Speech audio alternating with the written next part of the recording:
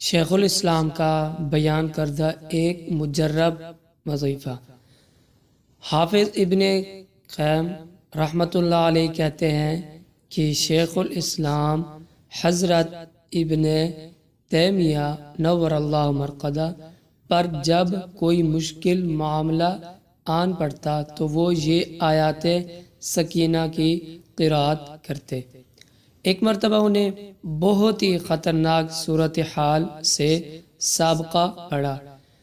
عقل جس کے ادراک سے قاصر ہے، ان پہ بیماری کی حالت میں شیطانی ارواح کا بڑا سخت حملہ ہوا۔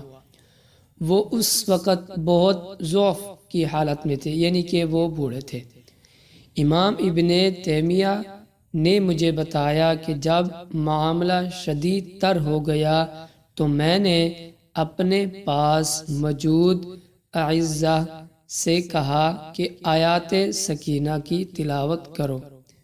اس کے نتیجے میں وہ تکلیف مجھ سے زائل ہو گئی۔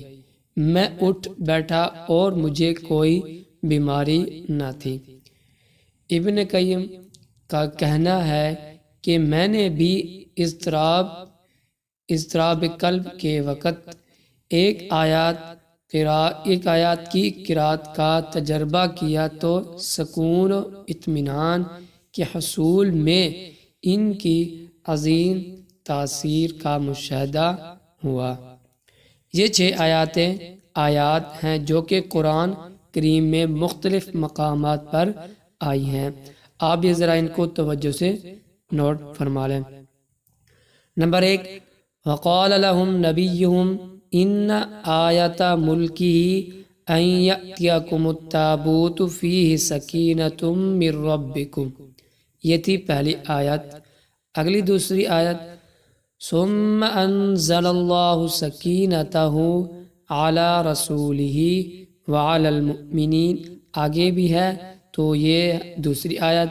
اور اس کے آگے تیسری آیت، اذ یقول لصاحبہ لا تحزن ان اللہ معنا فانزل اللہ سکینتہ علیہ وأیدہ بجنود لم تروها۔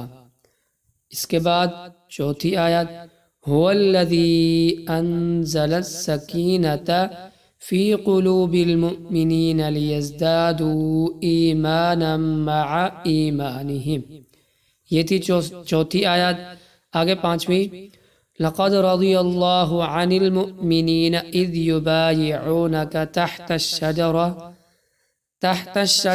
فعلم ما في قلوبهم فأنزل السکینۃ علیہم وأثابهم فتحا قریبا۔